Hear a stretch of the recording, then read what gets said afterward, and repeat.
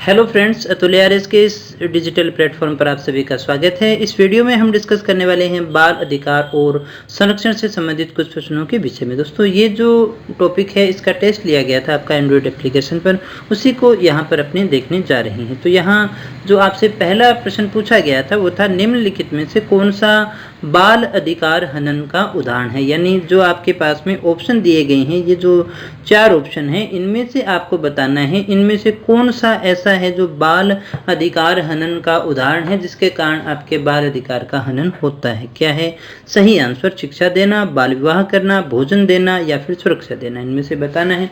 वैसे तो लॉजिक से आप देखोगे तो बिल्कुल आसानी से आपका आंसर यहाँ पर निकल जाएगा, क्योंकि बिल्कुल भी मुश्किल टॉपिक नहीं था ये दोस्तों।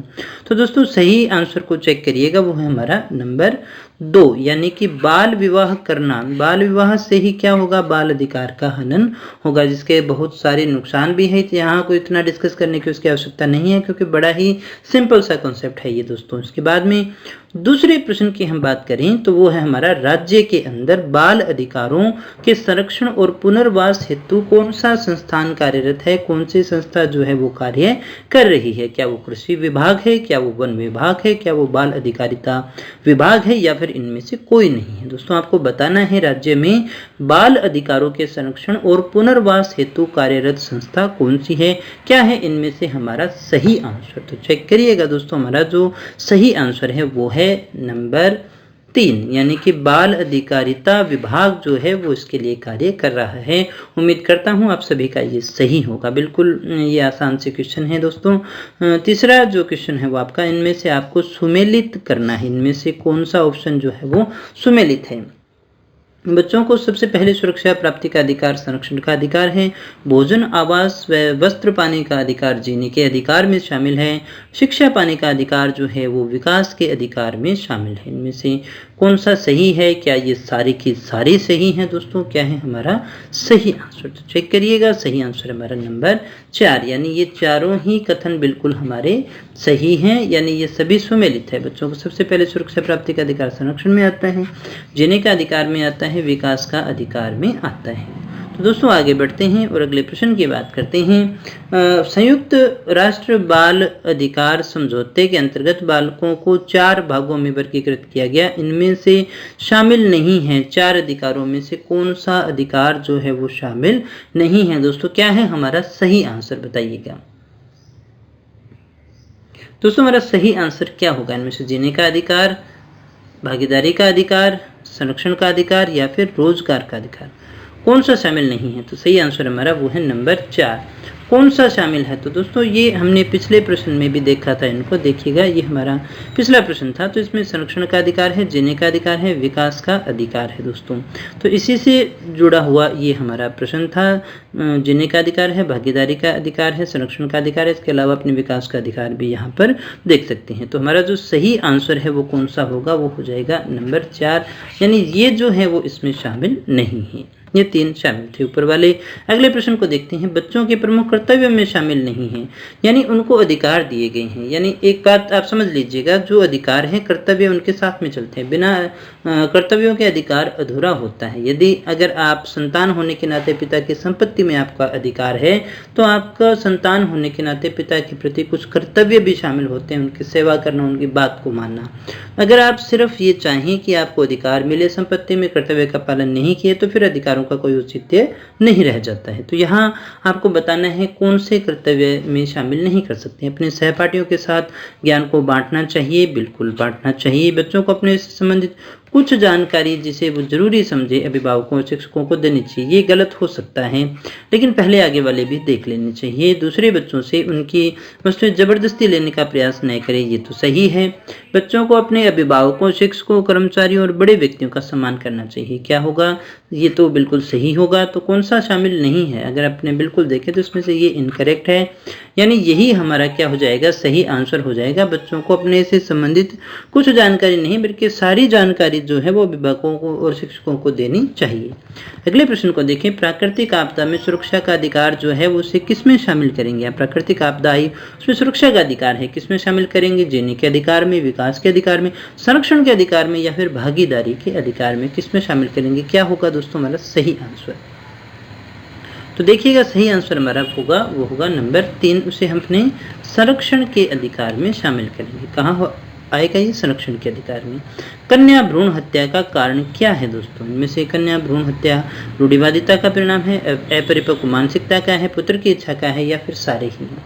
क्या हो सकता है दोस्तों सही आंसर? बहुत ही सिंपल सा क्वेश्चन है, कोई भी कर देगा इसको, तो बिल्कुल आपने तो कर ही दिया होगा, क्योंकि चौथा ऑप्शन आपका सही है, रूढ़िवादी, क्योंकि ये पहले से ही चला हुआ आ रहा है और इसे अपने परिपक्व मानसिकता तो कतई नहीं कह सकते। हाँ, पुत्र की इच्छा के कारण भी भ्रूण हत्या होती है, तो हमारा चौथा जो आंसर है वो बिल्कुल सही है। बच्चों को अनुशासित करने के लिए कौन सा उपाय करना चाहिए? बच्चों को अनुशासित करना है, बच्चों को शारीरिक दंड देना, बच्चों को मानसिक रूप से प्रताड़ित करना, उन्हें समझाकर उनकी गलतियों का बोध कराना, या फिर ये सारे काम हैं जो अनुशासित करने के लिए किया जा सकता है। क्या होगा सही आंसर? अच्छे से पढ़ लेना दोस्तों, वरना ऐसे क्वेश्चन जल्दीबाजी में गलत हो जाते हैं। तो यहाँ सही आंसर होगा हमारा नंबर 3, 4 नहीं होगा, कहीं गलती से चौथा मत कर देना भाई, क्योंकि यहाँ हम उन्हें समझाएंगे, दंड नहीं देना, मानसिक रूप से प्रताड़ित भी नहीं करना, वरना उसका विकास सही ढंग से नहीं होगा। उन्हें समझाएंगे और उनकी गलतियों का बोध करवाएंगे, यही हमारा सबसे सही आंसर है। निम्न में से जो बाल दुर्व्यवहार का परिणाम नहीं है वो आपको बताना है। अनिद्रा है, निराशा की भावना है, चिड़चिड़ापन है, या फिर बड़ों का सम्मान नहीं करना है। निम्न में से जो बाल दुर्व्यवहार का परिणाम नहीं है वो आपको बताना है। क्या है हमारा सही आंसर? तो वो होगा नंबर 4। ये कोई बाल दुर्व्यवहार का परिणाम नहीं है, बड़ों का सम्मान नहीं करना। बाल दुर्व्यवहार से अपनी अनिद्रा है, निराशा की भावना है, चिड़चिड़ापन है, ये लेकर के चलते हैं।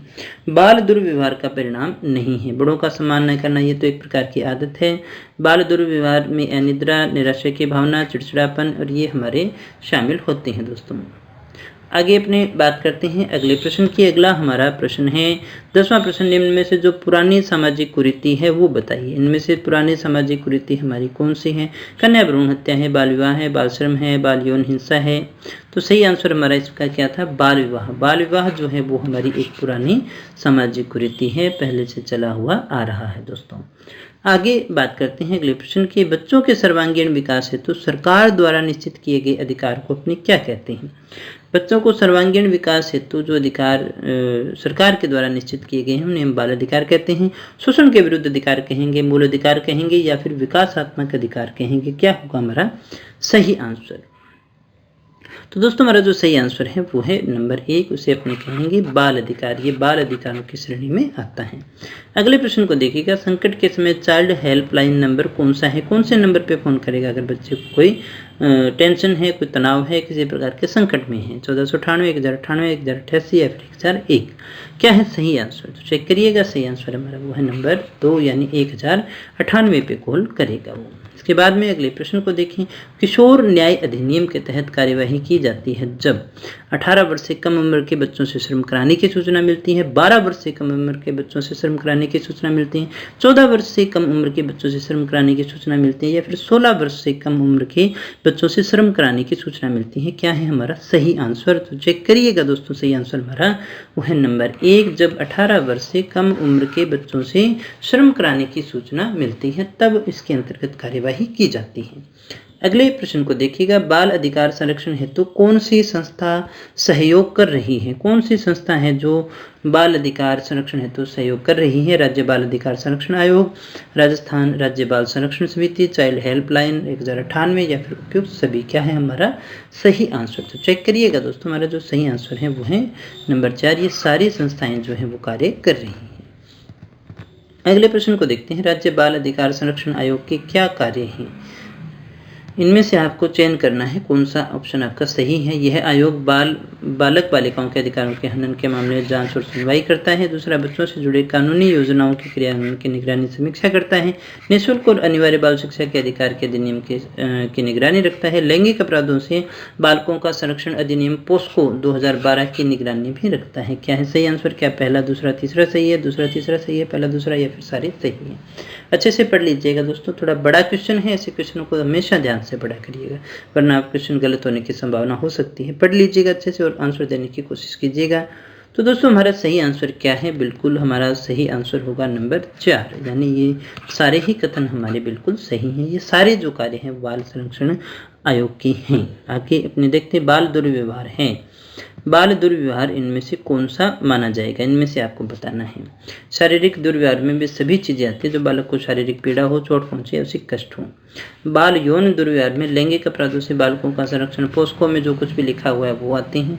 भावनात्मक दुर्व्यवहार में वे सभी कार्य आते हैं जो बालक को भावनात्मक रूप से प्रताड़ित और तनावग्रस्त करते हैं। ऐसी कोई प्रताड़ना दुर्व्यवहार जो बालक के साथ उसकी जातीय, लिंग, व्यवसाय, धर्म या क्षेत्र के आधार पर किया जाता है। शारीरिक सजा देना अनुशासन का एक तरीका माना जाता रहा है, किंतु आधुनिक मनोवैज्ञानिकों के अनुसार शारीरिक सजा देना भी दुर्व्यवहार में ही आता है, क्योंकि इससे बालकों में नकारात्मक प्रवृत्तियों का विकास होता है और उसके व्यक्तित्व के समुचित विकास में बाधा उत्पन्न होती है। ये 4 बताए गए हैं बाल दुर्व्यवहार के एग्जाम्पल हैं। क्या इनमें से कोई शामिल है? 1 2 3 शामिल है, 2 3 शामिल है, 1 2 शामिल है, या फिर सारे ही शामिल है? दोस्तों क्या है हमारा सही आंसर? तो चेक करिएगा, हमारा जो सही आंसर है वो है नंबर 4। ये जो था हमारा सही है, यानी ये सारे के सारे सही हैं। इसके बाद में दोस्तों बात करते हैं, कम उम्र में विवाह करने से बालक के किस मूल अधिकार का हनन होता है। क्वेश्चन को ध्यान से पढ़िएगा दोस्तों। कम उम्र में जो बच्चे का विवाह हो जाए तो किस मूल अधिकार का हनन होता है? अपनी पसंद से विवाह करने का अधिकार, आगे बढ़ने का अधिकार, शिक्षा का मूल अधिकार, या फिर रोजगार का मूल अधिकार? क्या है दोस्तों हमारा सही आंसर?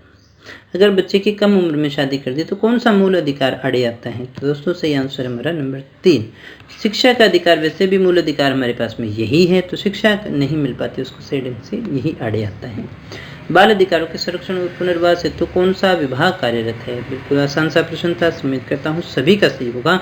बाल अधिकारिता विभाग है, समाज कल्याण विभाग है, शिक्षा विभाग है, फिर राजस्थान का स्वास्थ्य विभाग है। क्या है हमारा सही आंसर? आराम से पढ़ करके आंसर दीजिएगा। वैसे तो बड़ा सिंपल क्वेश्चन है अपना। सही आंसर हमारा नंबर 1 बाल अधिकारिता विभाग, यही हमारा सही आंसर है। बाल अधिकार संरक्षण आयोग कानून 2005 के बारे में असत्य कथन कौन सा है? असत्य कथन कौन सा है? क्या है हमारा सही आंसर? यहाँ इसको सत्य कर लेना दोस्तों, तो शायद ये क्वेश्चन हमारा ज़्यादा सही और ज़्यादा बढ़िया बन जाएगा। इसमें से सत्य आप बताइएगा। बाल अधिकार संरक्षण आयोग कानून 2005 के अनुसार बाल अधिकार बालक बालिकाओं के वे समस्त अधिकार शामिल है जो 20 नवंबर 1989 को राष्ट्र संघ के बाल अधिकार अधिवेशन द्वारा स्वीकार किए गए थे, जिन पर भारत सरकार ने 11 दिसंबर 1992 में हस्ताक्षर करके सहमति प्रदान की थी। क्या है सही आंसर? दोनों सत्य हैं, केवल एक सत्य है, 2 कथन गलत हैं। तो दोस्तों क्या है सही आंसर? तो चेक करिएगा, वो हमारा नंबर 3, ये भी सही है और ये भी सही है। दोस्तों बात करते हैं अगले प्रश्न की। किशोर न्याय बालकों के देखरेख और संरक्षण अधिनियम 2015 की धारा 212 के अधीन बालक से अभिप्राय उस व्यक्ति से जिसने पूर्ण नहीं की है। क्या पूर्ण नहीं की? 21 वर्ष की आयु, 18 वर्ष की आयु, 14 वर्ष की आयु, या फिर 16 वर्ष की आयु? यानी किशोरों के अंतर्गत कौन सा आता है? यानी बालक अपने किसी कहेंगे, बालक से अभिप्राय कौन सा लेंगे?